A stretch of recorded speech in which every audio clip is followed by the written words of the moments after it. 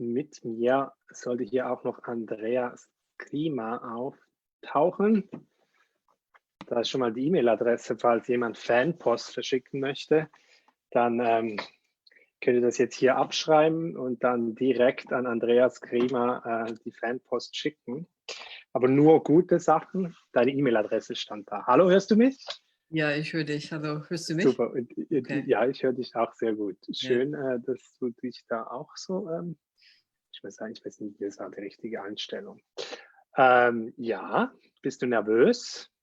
Erste Mal Online-Lesung? Nein, ich bin einfach nur froh, dass ich reingekommen bin. Dass es technisch geklappt hat. So. Ja, genau. Ja. Ja. Und was liest du? Oder was wirst du lesen heute? Ich lese ein Essay, das heißt auf Englisch Corona Report. Das sind Eindrücke aus Italien teilweise. Ich war 5 Wochen da und bin gerade erst Ende Februar zurückgekommen. Gerade auf der Kippe, also ein paar Tage vor den ersten Lockdowns sozusagen. Und es ist tatsächlich zusammengestellt aus Auszügen aus einem neuen Buch zu einem Essay gemacht. An dem du am Arbeiten bist noch, das Buch, oder das ist schon veröffentlicht? Nee, das ist ich bin gerade dabei, daran zu arbeiten. Okay. Und so Schön. Ja, sind wir gespannt. Ich überlasse dir auch gleich die Bühne, sage wie immer noch kurz, dass man Fragen gerne in den Chat posten kann, da einfach reinschreiben, rechts vom Streambild, da kann man irgendwie so Chat ausklappen und dann sieht man da auch die, zum Beispiel die Vita von Andrea, aber auch genau das ganze Gespräch, und da kann man gerne Fragen reinposten, und am Ende deiner Lesung in Englisch, ne? Du liest in Englisch. Ja, das war im Titel eigentlich schon veranlagt mit Corona Report.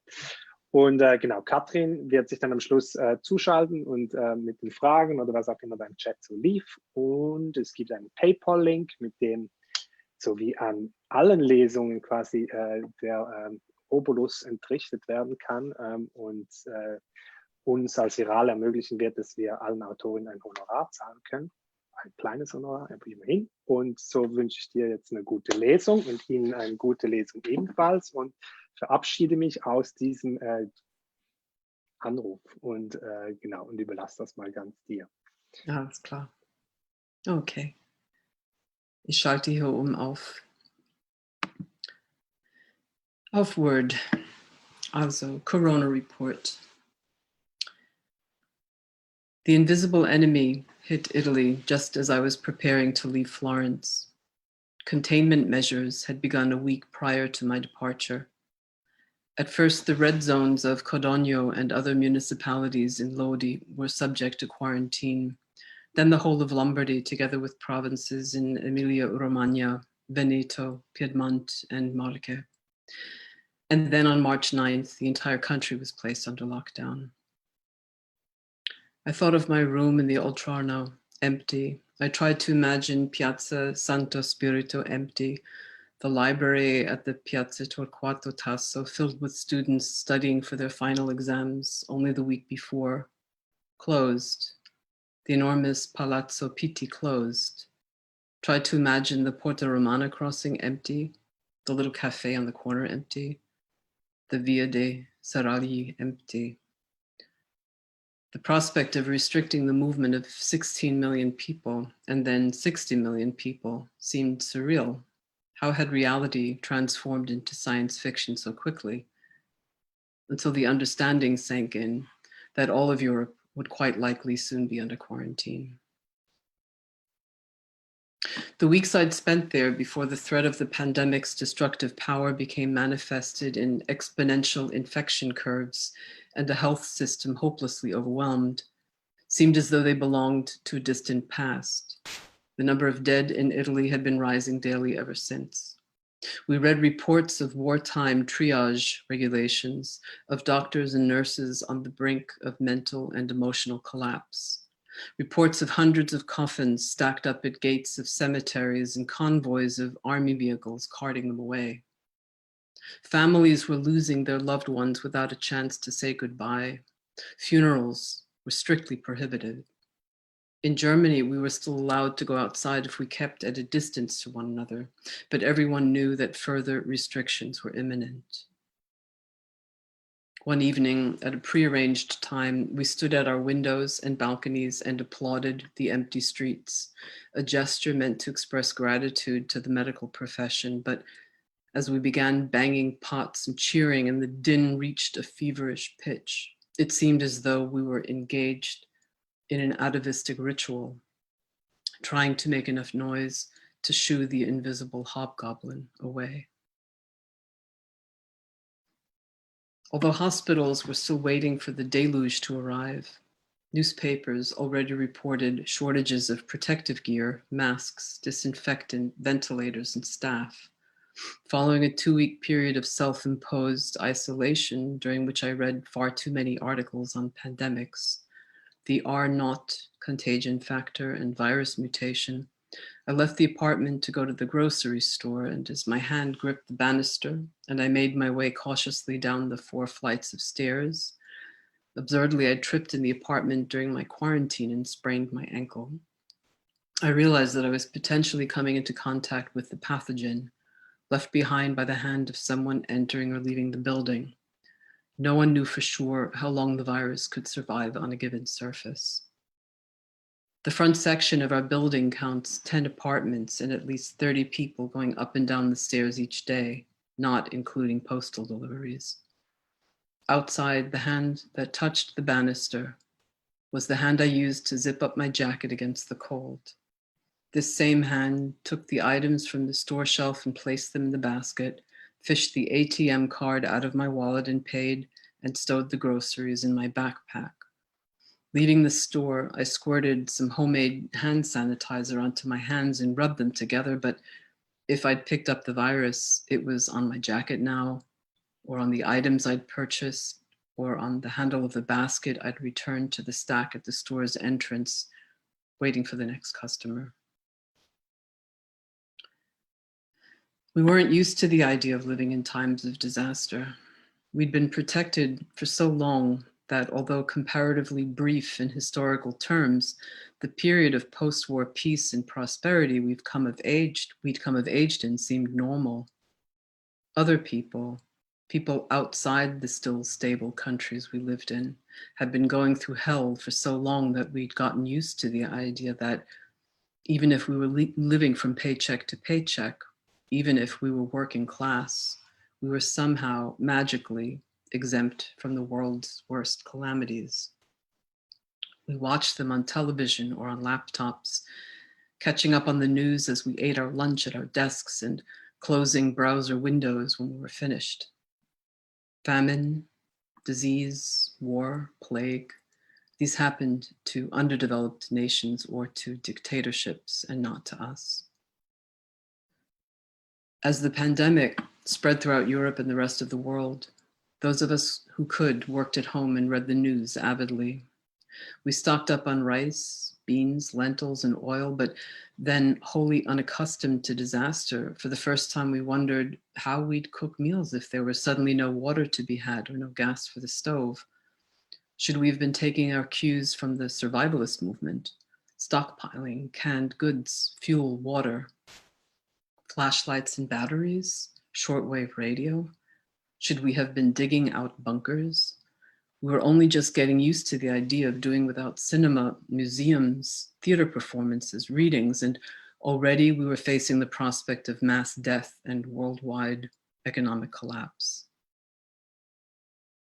Newspaper articles instructed us on how we should be reaching out to the vulnerable, people with anxiety disorder, people who are alone and at risk, as though we weren't already checking in with friends regularly. We settled in for the long haul, began disinfecting the food packages we brought into the apartment, downloaded patterns for homemade face masks, and wondered if the sectors of the economy that had sustained our freelance existence would survive the impending recession. Our first impulse when confronted with the online images of refugees trapped in the dangerously overcrowded Moria internment camp on the Greek island of Lesbos was to turn away. We'd already cried over the thousands of dead in Italy, thousands more in France and Spain, and we were waiting in dread for the peak of the curve to arrive. And for the moment, our empathy was limited to wondering anxiously who among us would catch the virus and succumb. Dark thoughts haunted us. It felt like an overdue punishment, as though we in the rich countries secretly knew that our wealth and prosperity had been stolen, that we'd been living at the expense of others and had been waiting all along for a calamity to come and take it all away. 3 days before Italy's first recorded death from COVID-19, the UEFA Champions League soccer match between Bergamo and Valencia, which Bergamo's mayor Giorgio Gori would later identify as the decisive biological bomb, took place on February 19th at the San Siro Stadium in Milan. 44,000 fans crowded together to watch a game that had been heavily promoted as the largest in Atalanta's history, holding up signs that read, "Insieme da sempre, insieme per sempre," always together, together forever, and cheering wildly while thousands more gathered with friends and family to watch the game on TV. Although the first domestic cases had already been confirmed, the coronavirus was still seen as a Chinese epidemic. Unaware of the danger, a third of Bergamo's population hopped in their cars and chartered buses, clogging the roads and causing 3-hour traffic jams on a stretch of highway that normally took 40 minutes. When Atalanta won, fans were delirious. Jubilant, they flooded the streets and squares of Milan and crowded into the bars and restaurants of their hometowns to celebrate, hugging and singing and drinking well into the night, and the next morning and turning virtually all of Lombardy into an epicenter of the pandemic, as 2,500 disappointed Spanish fans who traveled to Milan for the game flew home, carrying the virus with them. In the press, Atalanta's managing director defended soccer's importance to the country's morale. "Today's results prove us right," he said, following Bergamo's 4-1 victory, "and our city deserves it. Our boys will go down in history for society and for all of Italy."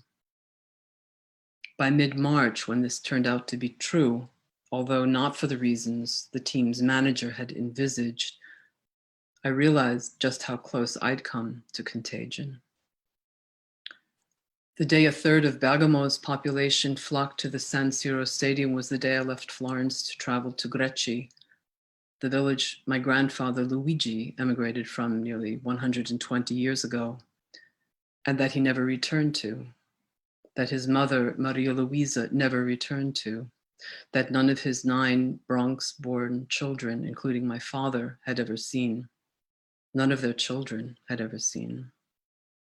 Had I boarded the Frecce Argento in Bologna the following morning, the train heading south from Milan, I wouldn't have sat next to Fabio during the 4.5-hour trip, but quite possibly a hungover soccer fan who'd spent the night reveling and was now headed home, snoring in his seat.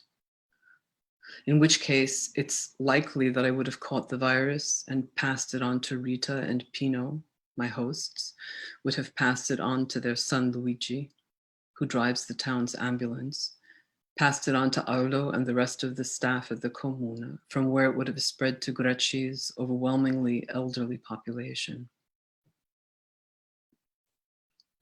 3 weeks later, just as Bergamo counted the highest number of COVID-19 deaths in the country, a third of the Spanish soccer team tested positive for the virus, and the number of dead in Valencia had reached more than 3,000. Bayern München was still planning to play Union Berlin until the Bundesliga, having come under heavy criticism, finally called off the match.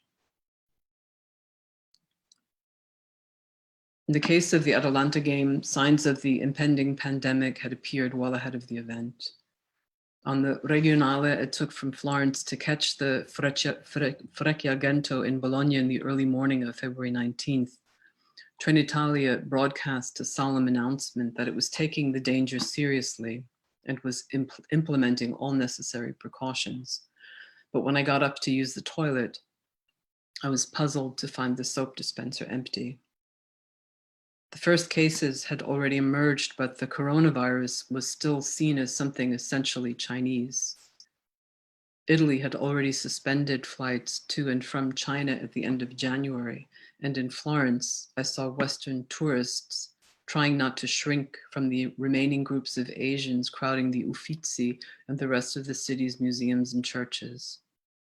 The prevailing perception was that the virus was something intrinsically alien. People feared that the nearby city of Prato and its huge Chinese immigrant population would become a hotbed of contagion. As it turned out, those first weeks of February were the calm before the storm, a period of incubation.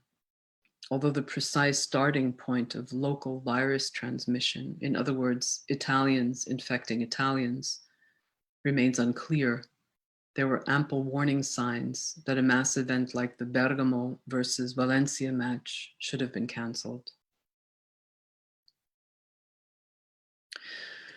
While Sinophobia flared up under the threat of the coronavirus, anti-Chinese sentiment had been brewing for some time.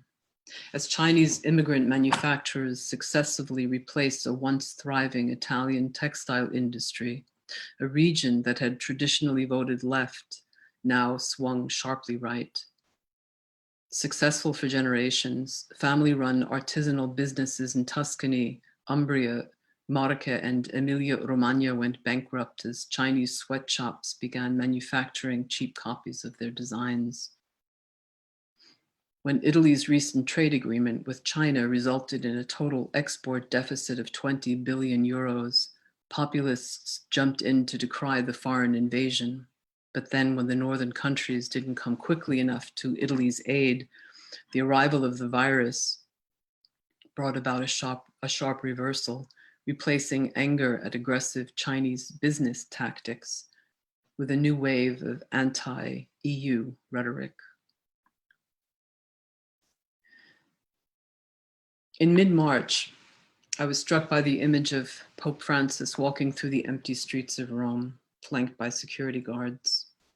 It was a pilgrimage to pray to the Salus Populi Romani situated in the Cappella Paolina in Santa Maria Maggiore, a Marian icon attributed to St. Luke, brought to Rome by St. Helena and said to have saved the city's people from the plague during the papacy of Gregory I.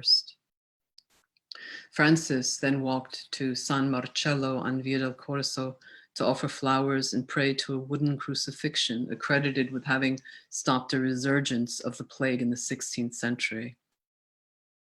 2 weeks later, in the presence of these two holy artifacts of the Catholic Church, which had been brought to the Vatican for this purpose, Francis gave his Urbi et Orbi blessings in a rainy and deserted St. Peter's Square, reminding the city and the world that we hadn't been shaken away by wars or injustice, nor had we listened to the cry of the poor or of our ailing planet.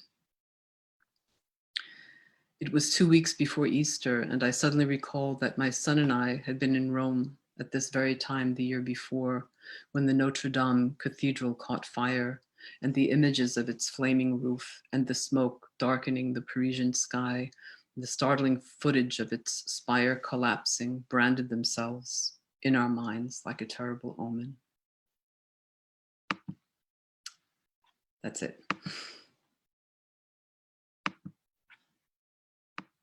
Am I still?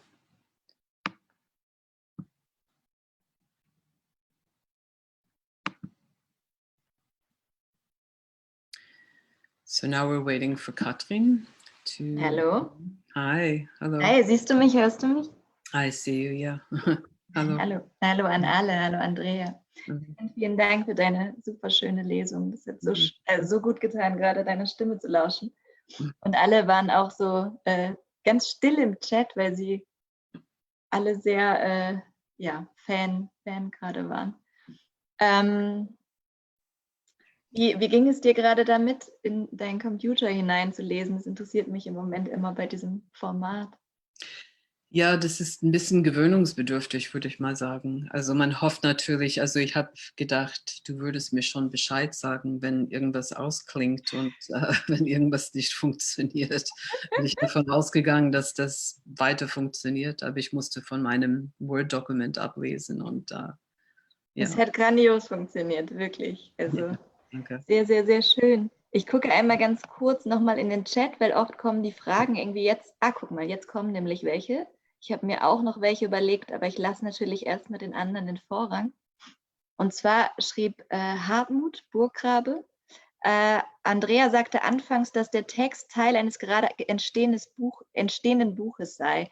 Können wir schon etwas mehr über das Projekt erfahren und dieser Essay schon irgendwo und ob dieser Essay schon irgendwo nachzulesen ist? Und das wollte ich auch noch mal wissen, für welchen Anlass du den geschrieben hast und wo man den lesen kann. Ja, also der Text ist veröffentlicht auf staterec.com. Ich weiß nicht, ob ich das irgendwo eintippen kann, weil ich kenne. Du kannst auf jeden Fall gleich, wenn du praktisch fertig bist mit der Lesung, nochmal in diesen Chat reingehen und den schreiben oder du schreibst ihn mir und ich kopiere ihn dann irgendwie nochmal rein. Okay, aber ich habe leider diesen Chat. Ja, wir kriegen das hin auf jeden Fall. There it is. Ah, okay. Ich habe es noch nie gemacht. Aber hier erscheint nichts. Ich glaube, wir kriegen das hin. Will nicht gut funktionieren, wenn ich jetzt versuchen würde, mich. Ja, nein, nachher, ja. Okay, ich beantworte die Frage dann gerne. Das ist ein Buch, das ich letztes Jahr angefangen hatte und ich hatte die Gelegenheit, im Januar, Februar in Italien zu sein für 5, 6 Wochen. Und der Plan war eigentlich, dass ich an der deutschen Übersetzung meines zweiten Buches arbeiten soll. Aber das war so eine Gelegenheit, mich eben mit anderen Dingen auseinanderzusetzen. Ich war dann die meiste Zeit auch in Florenz, habe sehr viel Kunst angeguckt und es ist dann in die Arbeit geflossen. Aber was noch wichtiger war, dass ich eine Entscheidung getroffen hatte, die ich eigentlich lange Zeit verdrängt hatte, nämlich das Dorf zu besuchen, aus dem mein Großvater, meine Urgroßmutter emigriert sind vor 120 Jahren. Und das war schon ein ziemlich seltsames Ereignis und sehr schön.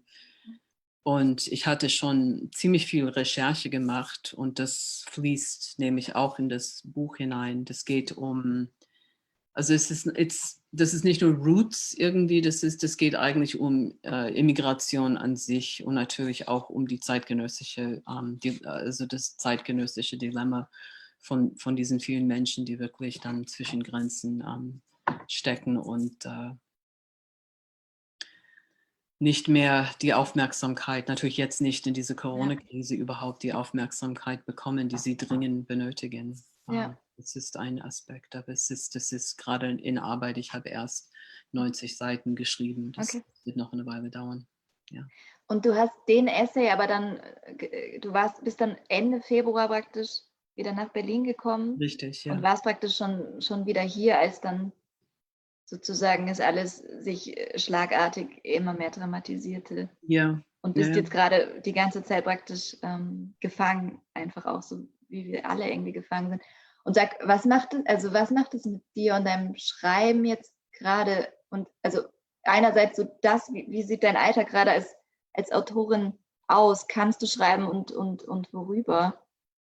Doch, ich kann sehr gut schreiben im Moment. Aber die Tage, also alle erzählen im Moment im Prinzip das Gleiche. Die Tage fließen so formlos ineinander. Das ist teilweise schön und teilweise natürlich auch beunruhigend. Und man ahnt, dass es ein Danach geben wird. Und man weiß nicht, wie dieses Danach aussieht. Also ich komme aus den USA und einige Familienmitglieder sind erkrankt. Und eine Nichte von mir ist wirklich sehr krank geworden. Und jetzt geht's wieder bergauf, aber das rückt alles ein bisschen näher. Und jetzt mit den ersten Lockerungen ist natürlich eine seltsame Zeit. Also man verdrängt es auch ein bisschen. Man geht raus und sieht, wie die Menschen sich auf einmal freuen und zusammenkommen und grillen. Und ich denke nur, ist das dann von den Politikern einkalkuliert, dass es wieder so einen Spike geben soll, damit sie diesen Lockdown einfach bis zum Sommerende einführen müssen. Also mir geht es ähnlich wie allen anderen. Nur ich versuche natürlich etwas bei meiner Arbeit zu bleiben, bei dieser Arbeitskonzentration zu bleiben. Aber es ist natürlich schwer, weil man besessen wird eben von dieser Situation. Klar. Ja. Und also ich finde gerade diese Erfahrung so krass, dass man einerseits total auf diese Stadt und auch irgendwie auf seine Wohnung zurückgeworfen ist und alles andere, also schon ein anderer Stadtteil extrem weit entfernt wirkt. Und wenn ich mir jetzt vorstelle, du hast lange Zeit, also du bist in New York aufgewachsen auch, oder? Und stammst im Grunde aus New York und es ist extrem weit weg und gleichzeitig ist aber ja praktisch schon der andere Stadtteil in Berlin weit weg. Also was macht es für dich irgendwie gerade mit deinem Ort sozusagen, an dem du lebst, mit Nähe und Distanzverhältnissen? Ich bin gerade im 19. Jahrhundert, oder teilweise auch im 15. Jahrhundert, also wo die ersten albanischen Söldner, also in Süditalien eingezogen sind, um Ferdinand zu helfen, Sizilien zu verteidigen. Also ich bin total, eigentlich die ganze Zeit ziemlich woanders, muss ich sagen. Und gehe dann gleich so husch, irgendwie so um die Ecke zu Edeka, um Einkäufe zu erledigen oder so in den Park. Aber der Ort ist jetzt eine ziemlich poröse Größe geworden. Ich bin dann in dem Schreiben ganz woanders. Aber was ich auch feststelle, ist die vielen Angebote, die diese Lücke füllen sollen im Moment. Ich merke, das ist nicht nur der Sinn ich meine, es ist seltsam, dass ich das jetzt sage, während wir zusammen an diesem Projekt irgendwie arbeiten, das gut finden. Aber ich ahne, dass dieses Füllen der Lücke nicht unbedingt der Sinn der Zeit ist, sondern so eine Art so herausfinden, womit kann man eben mit weniger auskommen und was passiert dann. Also auch in der Vorstellungswelt, was passiert. Ja.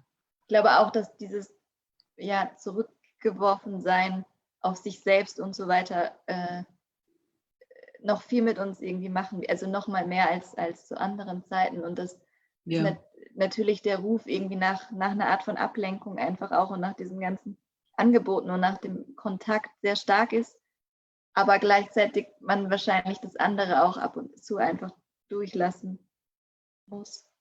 Ja, das macht was mit uns. Das macht. Ja, ich bin sehr gespannt und hoffe, dass wir uns bald wiedersehen können am See. Das machen wir auf jeden Fall. Okay, vielen Dank auch für die. Danke dir, Andrea. Es war wunderschön und ich glaube, jetzt kommt Nora. Du kannst gerne einfach aus diesem öffentlichen Raum sozusagen rausgehen und gerne das mache ich. Zuschauen und zuhören. Okay. Und genau. Nora, viel Spaß dir und genau, vielen Dank, Andrea. Okay, tschüss. Bis später, ciao. Dankeschön auch hier und zurück hier ich und gleich hoffentlich